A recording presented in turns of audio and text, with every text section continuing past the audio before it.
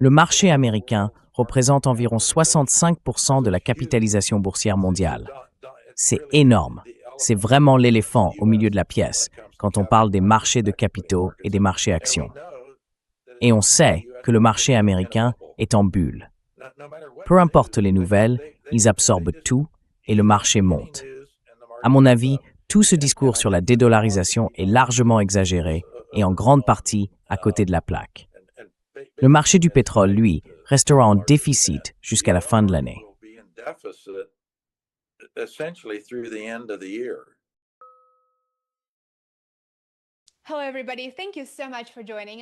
Bonjour à toutes et à tous et merci beaucoup d'être avec nous. Je suis Lena Petrova et voici un nouvel épisode de World Affairs in Context. Aujourd'hui, j'ai le grand plaisir d'accueillir à nouveau un économiste américain de renom, le Dr Steve Hanke. Le Dr Hanke est professeur à l'université Johns Hopkins et chercheur émérite à l'Institut Mises. C'est aussi un auteur très prolifique. Il a récemment publié un livre intitulé Making Money Work, dont nous espérons parler très bientôt ici, dans l'émission. Dr Hanke, merci infiniment d'avoir pris le temps d'être avec nous. Je suis ravie de vous revoir. Eh bien, je suis ravi de te voir, Lena. Merci de m'avoir invité. Merci d'être avec nous. J'attendais vraiment cette discussion avec impatience, parce que maintenant que les États-Unis et l'Iran semblent engagés sur une voie de paix, même si bien sûr on ne sait pas ce qui se passera à l'avenir, il y a énormément à dire sur les conséquences que la guerre a eues sur l'économie américaine et sur l'économie mondiale. Dr Hanke, de nombreux analystes estiment que la guerre contre l'Iran et la perturbation des flux pétroliers dans le détroit d'Ormuz ont provoqué le plus grand choc énergétique depuis des décennies. Dans les années 70, ces chocs pétroliers avaient coïncidé avec une forte inflation et une stagnation économique. Et d'une certaine manière, on observe aujourd'hui un phénomène assez similaire. Maintenant que les États-Unis et l'Iran semblent se diriger vers un accord négocié, quelle est, selon vous, l'évaluation des conséquences économiques de cette guerre contre l'Iran qui a duré 4 mois?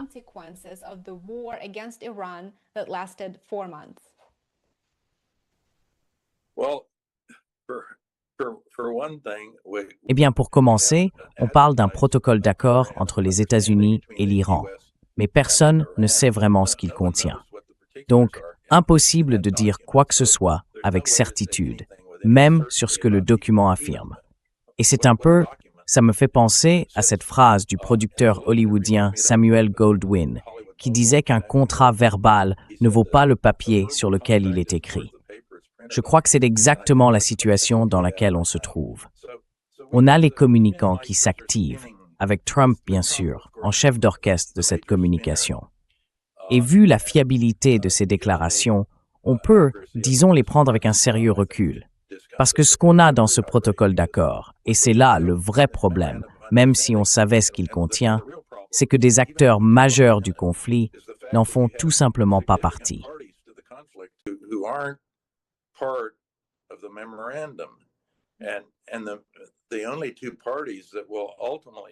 Et les deux seuls pays qui devraient finalement signer vendredi, ce sont l'Iran et les États-Unis, si tout se passe comme prévu. Enfin, on ne sait même pas s'ils iront jusqu'à la cérémonie de signature vendredi. C'est dire à quel point c'est incertain. Mais admettons qu'ils signent. Dans ce cas, il y a un acteur majeur, Israël, qui n'est pas dans le tableau, et un autre, le Hezbollah au Liban, qui n'y est pas non plus.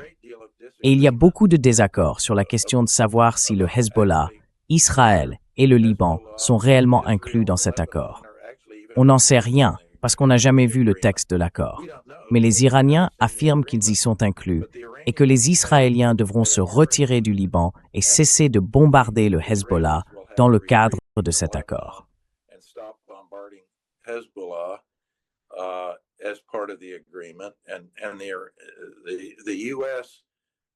Les États-Unis zigzaguent sur cette question.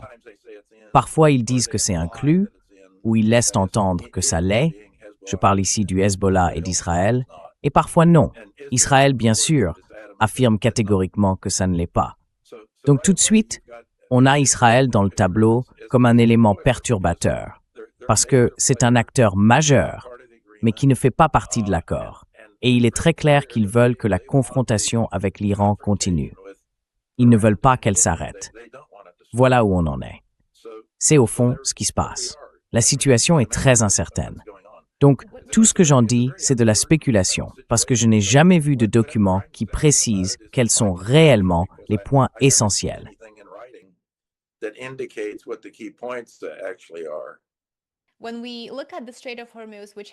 Quand on regarde le détroit d'Ormuz, qui est un peu au cœur de tout ça, à la fois d'un point de vue économique et géoéconomique, les rapports indiquent qu'entre 1 milliard et 1,5 milliard de barils de pétrole ont été retirés du marché depuis que les États-Unis et Israël ont attaqué l'Iran fin février.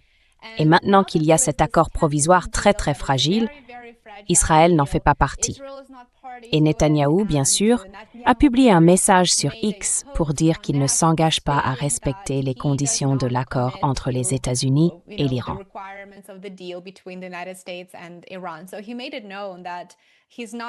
Il a donc fait savoir qu'il ne se sentait pas lié par l'accord lui-même et qu'il se réservait le droit de frapper le Liban à tout moment, selon son message.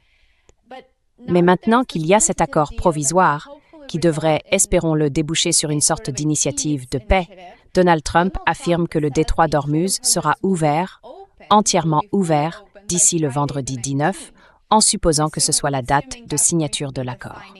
Dans ces conditions, est-il vraiment possible que les flux énergétiques reviennent à leur niveau d'avant la guerre avec l'Iran? Et va-t-on encore ressentir les conséquences de cette guerre pendant des mois, voire plus longtemps? Qu'en pensez-vous?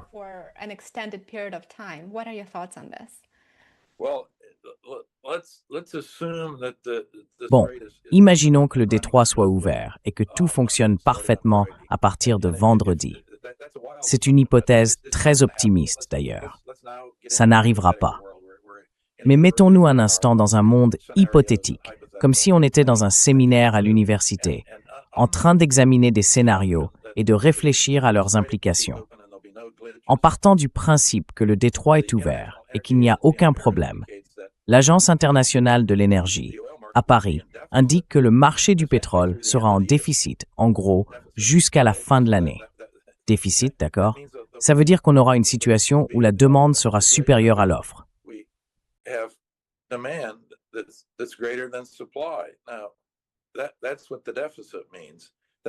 Voilà ce que signifie le déficit.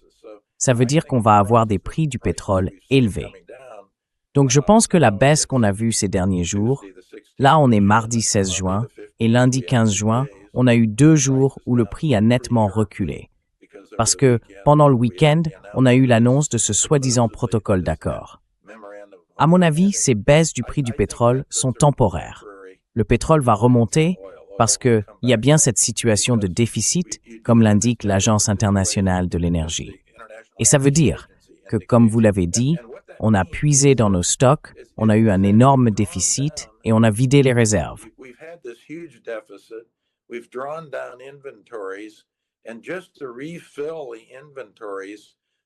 Et rien que pour reconstituer les stocks au niveau où ils étaient avant la guerre, je pense que, même dans le meilleur des cas, sans aucun contretemps, on n'y arrivera pas avant la fin de l'année 2027, d'accord? Mais en plus de ça, il y a beaucoup de pays, surtout en Asie, qui n'avaient aucune réserve stratégique avant la guerre et qui ont indiqué vouloir en créer. Donc ça, c'est une demande supplémentaire. Alors, d'où viendra la demande à l'avenir? Elle viendra du remplissage des réserves, du réapprovisionnement des stocks épuisés et du pétrole destiné à de nouvelles réserves stratégiques qui n'existaient pas auparavant, comme aux Philippines, en Indonésie ou à Singapour.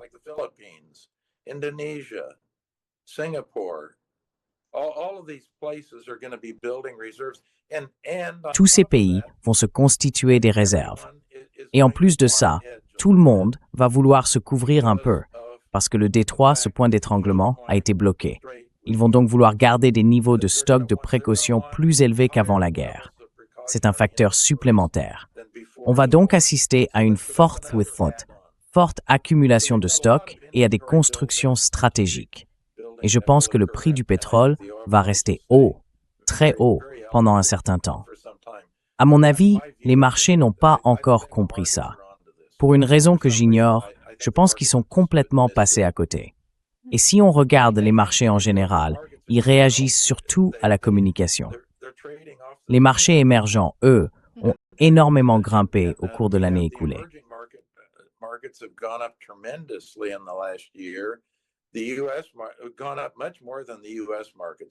Les États-Unis ont beaucoup plus progressé que les marchés émergents d'ailleurs. Les marchés boursiers émergents sont dans une phase très optimiste, on peut le dire comme ça. Et on sait tout ce qui se passe sur le grand marché américain. Le marché américain représente environ 65% de la capitalisation boursière mondiale. C'est énorme. C'est vraiment l'éléphant au milieu de la pièce. Les États-Unis, quand on parle des marchés de capitaux et des marchés d'actions, et on sait que le marché américain est en bulle. Peu importe les nouvelles, ils absorbent tout et le marché monte. Et bien sûr, le marché a fortement grimpé depuis l'annonce de ce qu'ils appellent un protocole d'accord. Voilà un peu le contexte. Et d'ailleurs, les prix des matières premières montent en général, pas seulement le pétrole.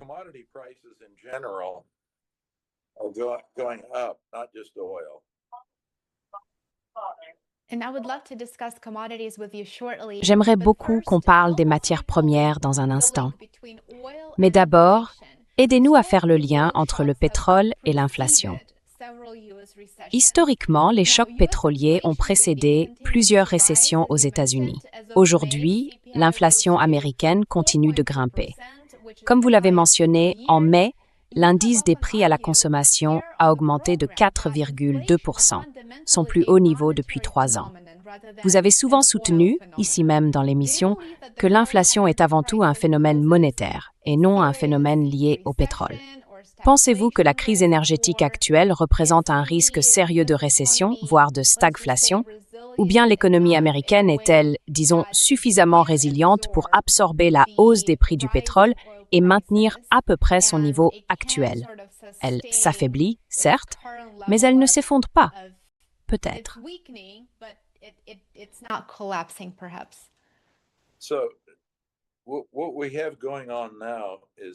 Ce qu'on observe en ce moment, c'est qu'il faut encore une fois regarder la masse monétaire, voir ce qui se passe du côté de la masse monétaire. Parce que c'est elle qui influence non seulement les prix des actifs, mais aussi l'activité économique réelle et l'inflation. Le produit intérieur brut nominal a 2 composantes, la part liée à l'inflation et la part liée à la croissance réelle. Et si la masse monétaire augmente fortement, alors avec un certain décalage, le PIB nominal finit par monter. C'est exactement ce qu'on voit aujourd'hui. On constate non seulement une hausse de l'inflation, mais aussi une croissance réelle assez solide. Pas un boom, mais clairement pas une récession, avec une base plutôt saine dans le secteur réel de l'économie.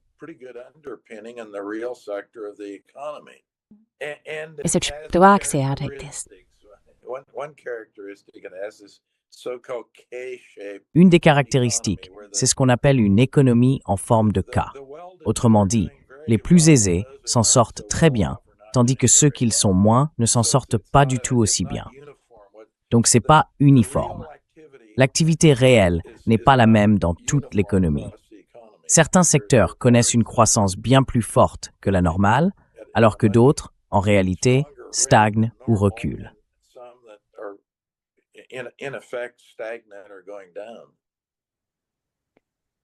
D'accord.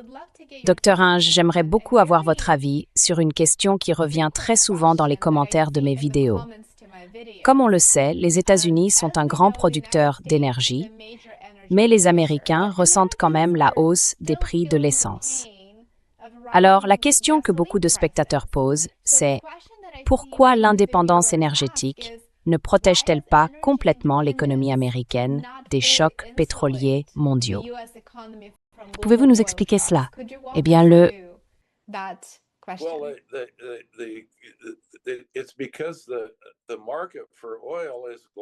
C'est parce que le marché du pétrole est mondial. Et il y a une chose à comprendre.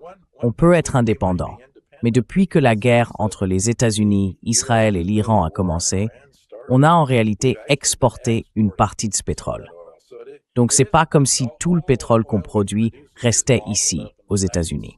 Ça, c'est le premier point. Et le deuxième, c'est que non, il n'est pas bloqué ici. Justement, parce qu'on fait partie d'un marché international et qu'on exporte bel et bien des produits pétroliers depuis les États-Unis.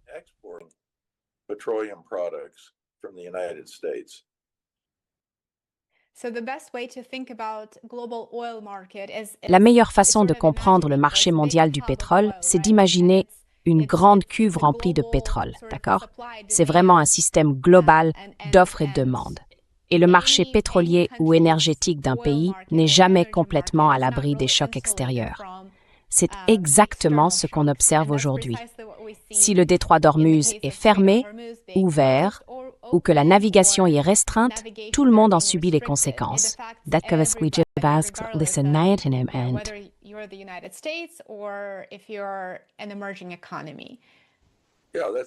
Oui, c'est vrai. Il y a des différences. Les effets ne sont pas les mêmes, ils sont présents partout.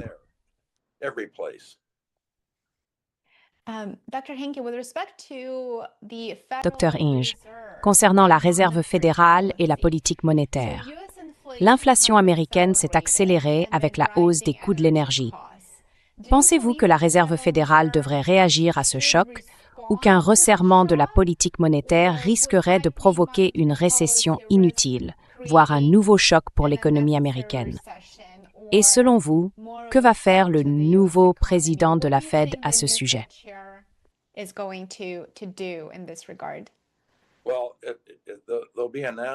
Eh bien, ils vont annoncer demain s'il y aura un changement du taux des fonds fédéraux, c'est-à-dire le taux d'intérêt à court terme contrôlé par la Réserve fédérale. Et d'après le marché à terme des fonds fédéraux, au Chicago Mercantile Exchange, il y a, je crois, plus de 99,6% de chances qu'il n'y ait aucun changement demain.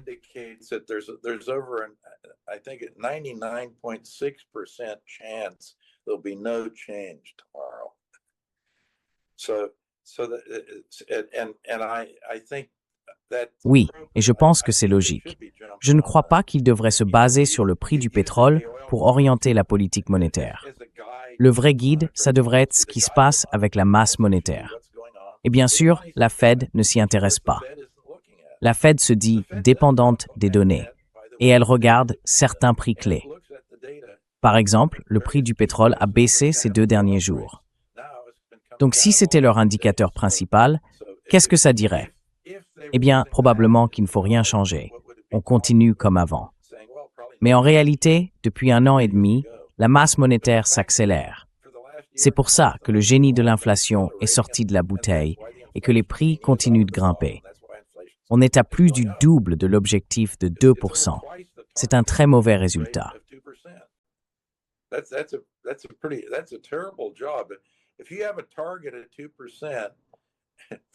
Si vous avez un objectif d'inflation à 2% et que l'inflation atteint 4,2%, c'est qu'il y a un problème. Quelque chose ne va pas du tout. Et ce qui ne va pas, c'est qu'ils n'ont pas surveillé le rythme de croissance de la masse monétaire, qui s'est accéléré. Ils n'utilisent pas la théorie quantitative de la monnaie. Ce n'est pas le modèle macroéconomique qu'ils suivent. Ils ne prennent même pas en compte la masse monétaire. Ils utilisent des modèles macroéconomiques post-keynésiens. Et ces modèles-là n'incluent même pas une mesure globale de la masse monétaire. Donc, on a une réserve fédérale qui se base sur des modèles macroéconomiques où la masse monétaire n'apparaît même pas, alors que c'est justement l'un des éléments clés que la Fed contrôle, ou du moins influence. C'est pour ça que je dis que la Fed vole à l'aveugle. Exactement. Ils pilotent l'avion, mais sans altimètre.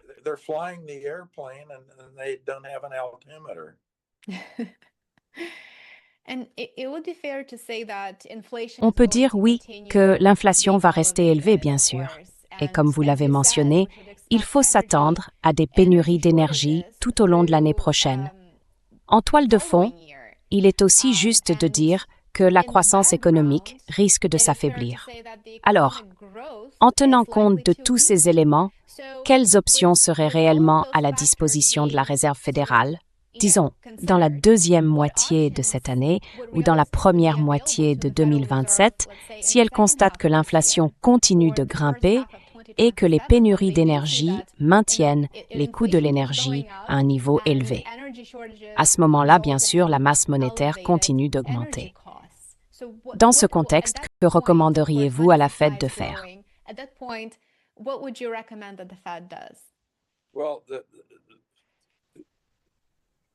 Eh bien, la grande nouvelle, c'est qu'on a un nouveau président. Kevin Warsh est le nouveau président. Demain, ce sera la première annonce publique qu'il fera en tant que président. Et il a déjà indiqué qu'il voulait changer la façon dont la Fed fonctionne. Alors pour l'instant, on ne sait pas très bien ce qu'il veut changer en réalité. Lui-même n'a pas été très clair là-dessus. Donc, que ferais-je à sa place? D'abord, je prendrai le livre que Matt Sikorsky et moi avons écrit il y a tout juste un an, Making Money Work. Dans ce livre, tout repose sur la théorie quantitative de la monnaie. Ce serait donc le modèle de référence. Alors, qu'est-ce que la théorie quantitative de la monnaie? En termes simples, elle dit que des variations importantes de la masse monétaire ont, avec un certain décalage, un effet sur les prix des actifs, puis avec un décalage un peu plus long sur l'activité économique réelle, et enfin, avec un décalage encore plus long sur l'inflation.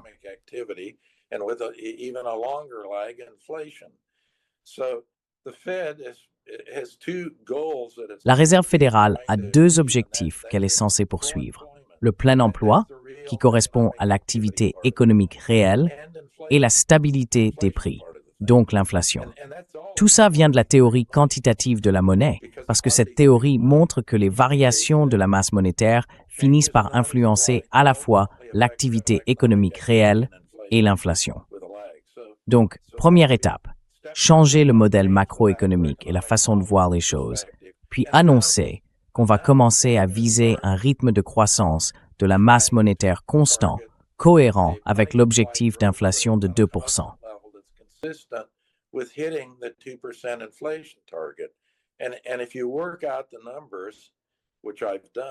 Et si on fait le calcul, ce que j'ai fait, le taux de croissance doré keynésien de la masse monétaire pour l'agrégat M2, la mesure large que la Fed utilise, est d'environ 6% par an.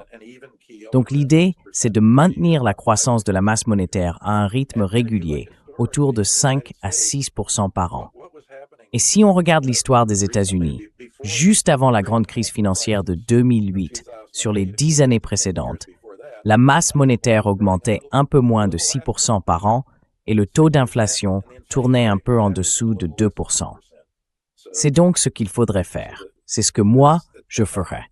Et j'exigerais que tout le monde au département de recherche étudie évidemment Making Money Work, qu'ils l'assimilent bien et qu'ils avancent sur cette base.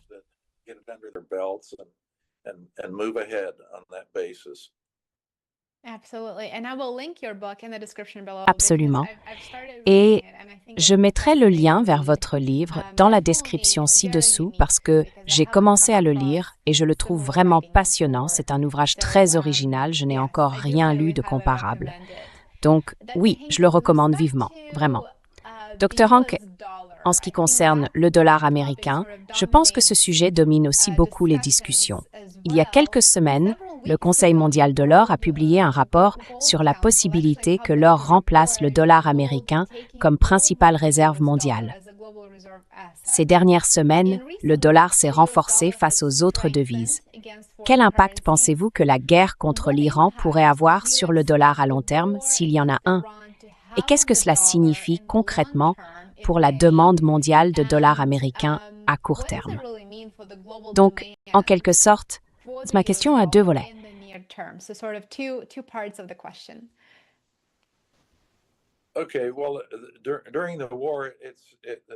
Bon, pendant la guerre, il s'est un peu renforcé. Et si la guerre se termine vraiment, et qu'on commence à passer vers un nouveau régime, parce qu'on ne reviendra pas à l'ancien d'ailleurs, je pense qu'on va entrer dans un tout nouveau cadre géopolitique mondial. Et avec ça, je pense qu'on verra le dollar monter en s'appuyant sur la force qu'il a eue ces 2 ou 3 derniers mois, mais pas beaucoup. Il reste très fort. Ce que les gens ne comprennent pas, c'est qu'il y a tout ce discours. Et tu as mentionné le rapport du Conseil de l'or. Eh bien, c'est vrai.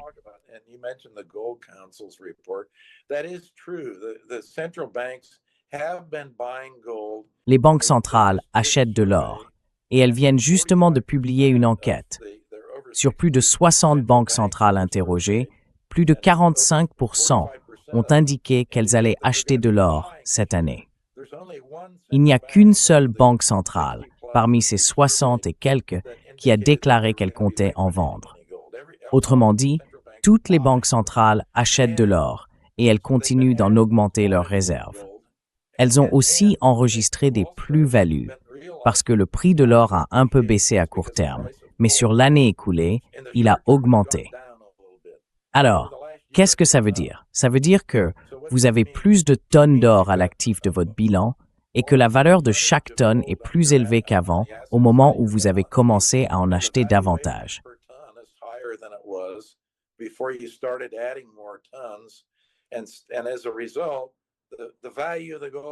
Et du coup, la valeur de l'or a augmenté et elle dépasse maintenant un peu les actifs libellés en dollars qui figurent au bilan des banques centrales. C'est ce qui se passe en ce moment et je pense que ça va continuer. Mais ça ne veut pas dire que le dollar va plonger à cause de ça. Je ne pense pas qu'il va s'effondrer. À mon avis, tout ce discours sur la dédollarisation est exagéré et en grande partie à côté de la plaque. Pour moi, la valeur d'équilibre du dollar, le taux de change le plus important à suivre, c'est le dollar face à l'euro, se situe quelque part entre 1,20 € et 1,40 €. Mais le dollar est resté bien plus fort que ça, en dehors de cette fourchette depuis un bon moment déjà. Et même aujourd'hui, il se négocie autour d'1,16 €, un peu plus d'1,16 €, presque 1,17 €. Mais ça reste au-dessus de la limite haute de ce que je considère comme sa valeur d'équilibre.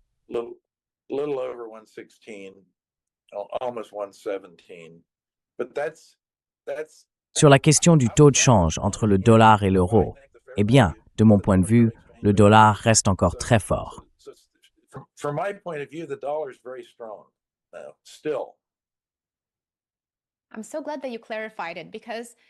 Je suis vraiment contente que vous ayez précisé ce point parce que je sais qu'il y a énormément de points de vue différents sur le sujet et regarder le taux de change entre le dollar et l'euro, c'est évidemment très, très important et je suis ravie que vous l'ayez mentionné. C'est intéressant d'entendre ça parce que il y a tout un groupe de commentateurs, disons, qui se concentrent surtout sur le fait que, vous savez, la Chine vend des bons du Trésor américain et que ça voudrait dire une dédollarisation.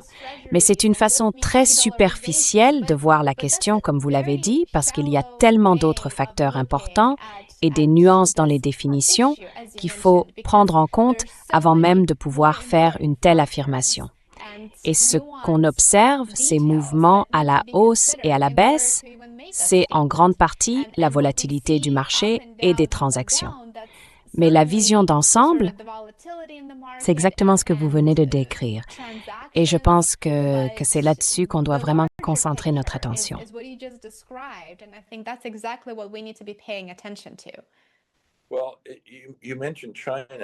Eh bien, vous avez mentionné la Chine. Vous voyez, la Banque centrale de Chine a effectivement vendu des bons du Trésor américain, mais la Chine, elle, ne l'a pas fait. En réalité, ce qu'ils font, c'est qu'ils transfèrent ces bons du Trésor vers d'autres bilans, ceux d'institutions financières publiques chinoises. Donc la Chine ne vend pas, elle achète. Si on ne regarde que le bilan de la Banque centrale, comme la plupart des gens le font, et comme les journalistes en parlent, on se dit « Ah, la Chine se désengage du dollar, la Chine vend ses bons du Trésor, qu'est-ce que ça va provoquer ?» Et ainsi de suite.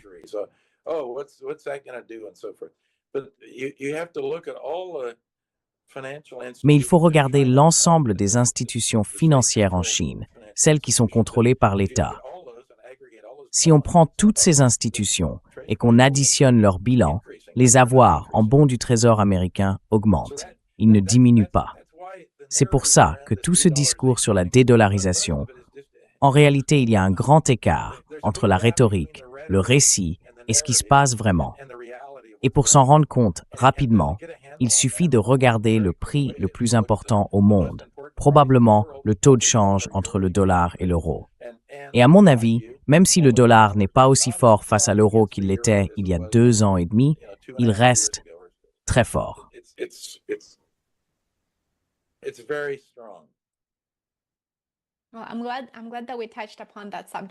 Je suis content qu'on ait abordé ce sujet parce que je sais que beaucoup de téléspectateurs s'y intéressent et aimeraient avoir des précisions sur ce qui se passe réellement par rapport, comme vous l'avez dit, à ce qu'on entend dans les médias traditionnels ou indépendants. C'est, je pense, une partie passionnante de la discussion. Et peut-être qu'on devrait enregistrer une vidéo à part pour vraiment entrer dans les détails et expliquer les points essentiels à garder en tête. Mais on a commencé, bien sûr, par parler du Moyen-Orient, et la guerre a imposé des coûts budgétaires considérables à Washington. Le conflit avec l'Iran a coûté au gouvernement américain au moins 29 milliards de dollars en dépenses militaires directes, selon les estimations du Pentagone. Donc, le chiffre réel est probablement 2 fois plus élevé. À un moment où la dette des États-Unis atteint déjà des niveaux historiques, à quel point êtes-vous inquiet des conséquences budgétaires à long terme d'un nouvel engagement militaire majeur?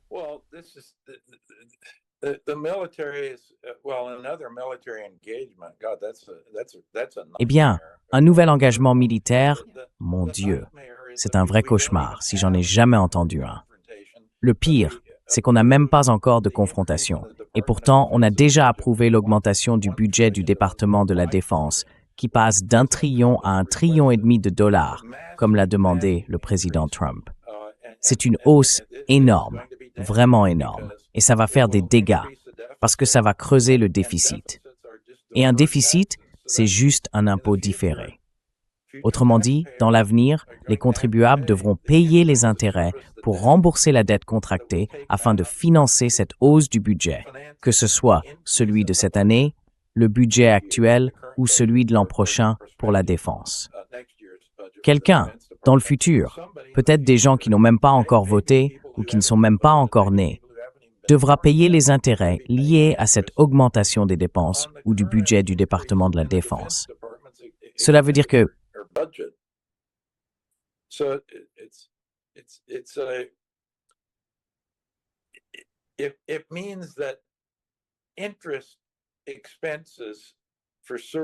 les intérêts pour rembourser la dette vont augmenter. En clair, ça veut dire qu'aujourd'hui, environ 22% des impôts des contribuables servent uniquement à payer la dette. Autrement dit, quand vous payez 1 euro d'impôt, il n'y a que 80 centimes de cet euro qui restent disponibles pour financer les services publics ou les aides que vous recevez. Les 20% restants sont tout simplement prélevés pour financer les déficits et, au fond, l'accumulation de dette.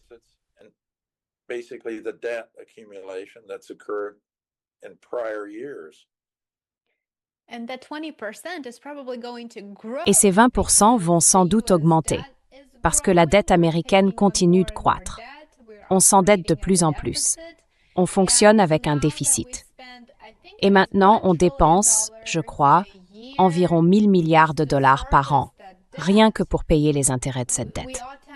Il faut bien comprendre que ces 1 000 milliards vont se transformer en 1 200, 1 500 milliards, voire encore plus chaque année. Le Bureau du budget du Congrès, le Bureau du budget du Congrès bipartisan, montre un intérêt croissant pour cette question. Et je ne suis pas vraiment sûr de la conclusion. Je pense qu'on parle d'ici une dizaine d'années où on atteindrait environ 30% au lieu de 22%.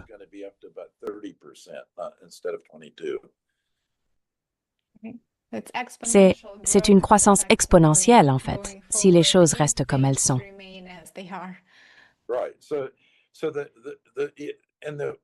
D'accord.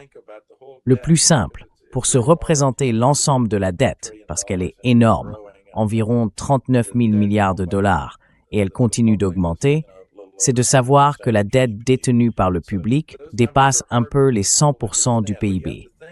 Ces chiffres sont difficiles à saisir pour la plupart des gens.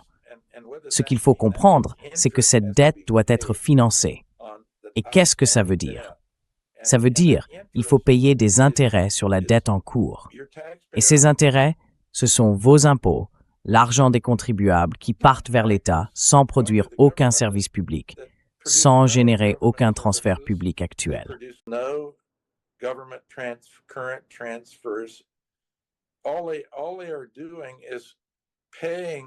Tout ce qu'ils font, en réalité, c'est payer pour des dépenses qui ont été faites dans le passé, par quelqu'un d'autre. Peut-être même avant que vous soyez en âge de voter, ou sans que vous ayez jamais donné votre accord.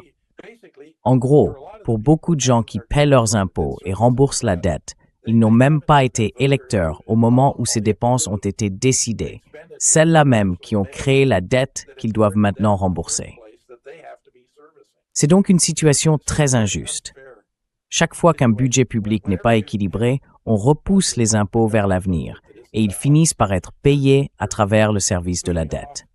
Alors, dire que cet argent est gratuit, franchement, c'est une plaisanterie.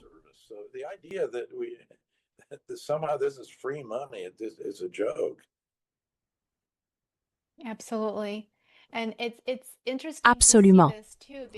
Et c'est intéressant de le constater aussi parce que sous Trump, l'augmentation des dépenses militaires a été vraiment frappante. Et bien sûr, la seule issue possible, c'est soit d'augmenter les impôts, soit de réduire les dépenses publiques. Mais aucune de ces deux options n'est, disons, politiquement populaire. Ce serait du suicide politique de réduire les dépenses de l'État pour Medicare, par exemple, ou d'augmenter fortement les impôts.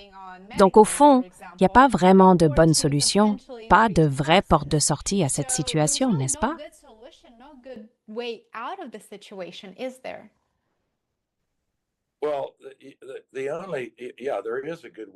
Eh bien, la seule vraie solution, oui, il y en a une, c'est de modifier la Constitution des États-Unis, d'amender la Constitution comme le prévoit l'article 5. Et si la Constitution était modifiée de façon à dire, en substance, qu'à l'exception des périodes de guerre ou de récession, le budget devait être équilibré, eh bien, c'est exactement ce que nous faisions aux États-Unis. Nous avions une approche budgétaire classique, issue de l'économie traditionnelle, jusqu'à la Grande Dépression et le New Deal. Et qu'est-ce que c'était au fond? Il y avait une seule disposition constitutionnelle. La Constitution était respectée dans le sens où très peu de choses y sont énumérées comme relevant des compétences du gouvernement, et donc comme des domaines sur lesquels il peut dépenser de l'argent.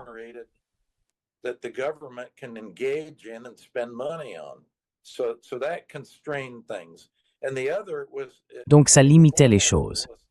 Et puis, il y avait une autre règle, pas constitutionnelle, mais une règle informelle.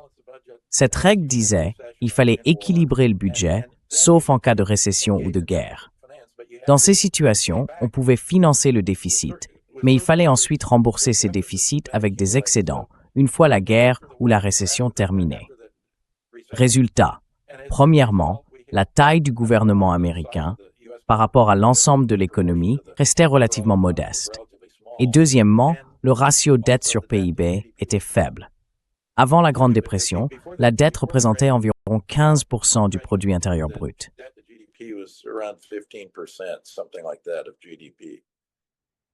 On avait accumulé un peu de dette, mais pas beaucoup.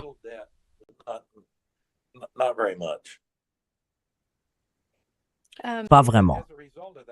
Du coup, la charge des intérêts que les gens payaient, que les gens d'alors payaient pour des activités qui avaient eu lieu et qui avaient été financées par le déficit avant cette période, était très faible.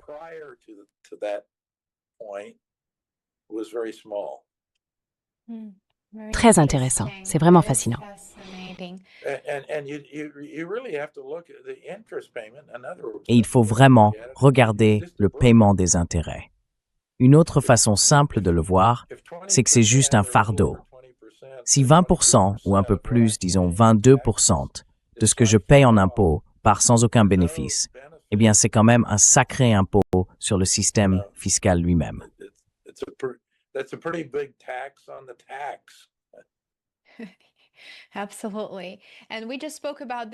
Absolument. Et on vient justement de parler du budget militaire. Le budget de la défense des États-Unis pour 2026 s'élève à environ 1 000 milliards de dollars, ce qui en fait la plus grande dépense militaire au monde. Les États-Unis représentent à eux seuls environ 33% de toutes les dépenses militaires mondiales. Ça remet un peu les choses en perspective, parce qu'on vient de dépenser 29 milliards de dollars, selon le Pentagone, uniquement pour des opérations militaires directes contre l'Iran. Donc clairement, le militarisme et l'interventionnisme financés par les contribuables doivent être remis en question. Et bien sûr, on entend souvent parler de la compétition entre grandes puissances.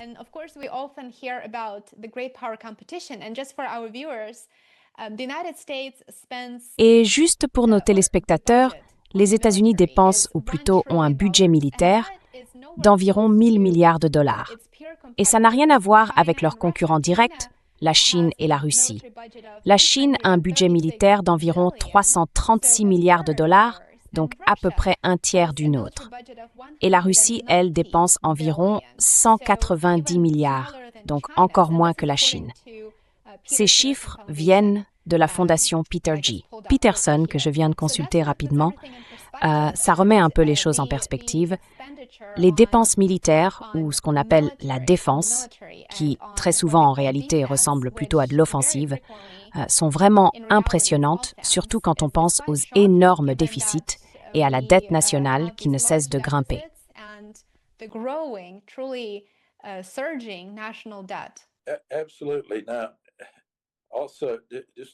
Absolument. Alors, juste pour remettre les choses en contexte, je vérifie simplement. Hier, un de nos gros bombardiers s'est écrasé sur la base aérienne d'Edwards. L'appareil s'est crashé et les 8 membres d'équipage ont été tués. C'était un B-52 Stratofortress. Et pour le remplacer aujourd'hui, le nouveau modèle, c'est le B-21 Raider. Son coût est de 750 millions de dollars pour un seul avion. 750 millions pour remplacer ce B-52 par une version plus récente. For one airplane, $750 million to replace that B-52 with the new version. So the cost of Le coût de l'armée, c'est tout simplement hallucinant. Et quand on regarde les chiffres, enfin, les États-Unis dépensent plus que je ne sais pas combien de pays faut-il descendre dans la liste. On a la Chine, la Russie, l'Europe, le Royaume-Uni, et il faut encore descendre, avant d'arriver à un total équivalent au budget actuel du département de la Défense. Et ils veulent encore l'augmenter de 50%. Voilà. Donc, notre gros problème, on en a beaucoup, c'est vrai, mais l'un des plus importants, c'est clairement la défense.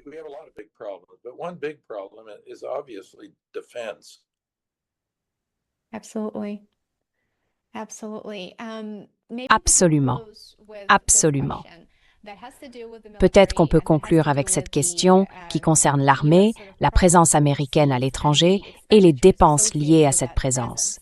Les États-Unis ont plus de 700 bases militaires dans le monde qu'ils doivent financer pour leur entretien, leur préparation opérationnelle et le personnel. Et on n'a pas vraiment accès à des chiffres précis pour savoir combien on dépense chaque année pour ces plus de 700 bases à travers le monde. Il est juste de dire que la politique étrangère américaine reste assez constante, peu importe qui est au pouvoir. Donc, pour l'instant, il n'est pas vraiment question de réduire le nombre de bases militaires à l'étranger. Mais la question c'est, est-ce que les États-Unis peuvent continuer à financer d'aussi grands engagements militaires à l'extérieur, tout en gérant une dette colossale, sans provoquer d'instabilité financière? Est-ce seulement possible? Et surtout, est-ce que c'est durable?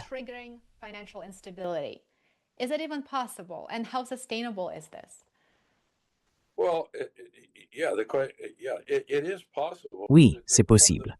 Mais le vrai problème, c'est que c'est un fardeau énorme. Alors, plutôt que de tomber dans des scénarios catastrophes, je préfère essayer d'expliquer clairement ce qui se passe et à quel point ce fardeau est lourd. Pourquoi toutes ces bases militaires? D'abord, je poserai la question. Pourquoi toutes ces bases? À quoi servent-elles? Au juste. Et les chiffres sont tout simplement ahurissants. Le nombre de bases militaires que possèdent les États-Unis comparé à la Chine ou à la Russie. Je crois que le deuxième pays, c'est en fait le Royaume-Uni. Et ça, c'est essentiellement un reste de leur ancien empire colonial. That's basically just a residual of their old colonial. They were an empire. C'était un empire. Et ce qu'il reste après le passage de cet empire, ce sont toutes ces bases britanniques.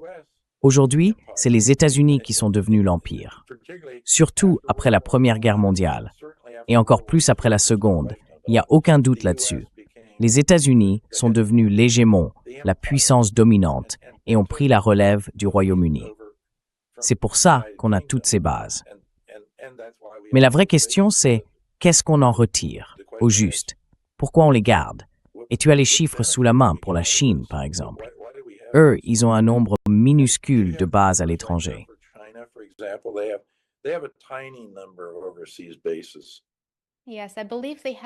Oui, je crois qu'ils ont une base militaire à Djibouti.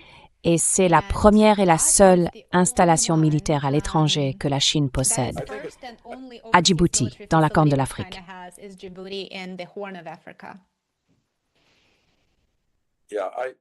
Oui, je pense que si on les compte tous, ça fait moins de 10.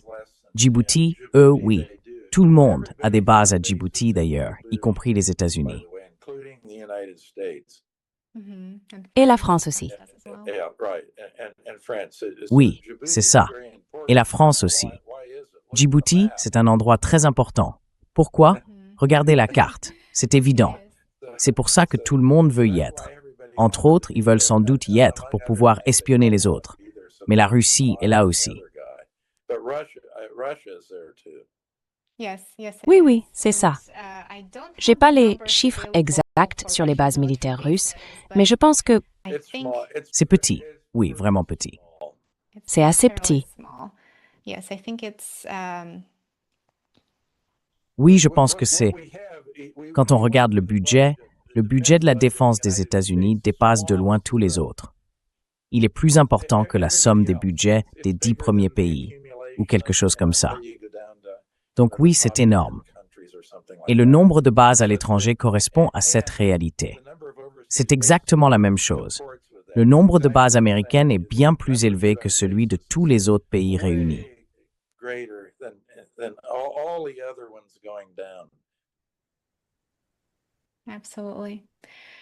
Absolument. Dr. Hank, merci beaucoup pour cette conversation passionnante. J'aimerais vraiment vous revoir dans l'émission pour approfondir plusieurs des sujets qu'on a évoqués. J'espère que vous reviendrez pour un prochain épisode. Merci à vous. Ce serait super, Lena. Hâte de te rejoindre.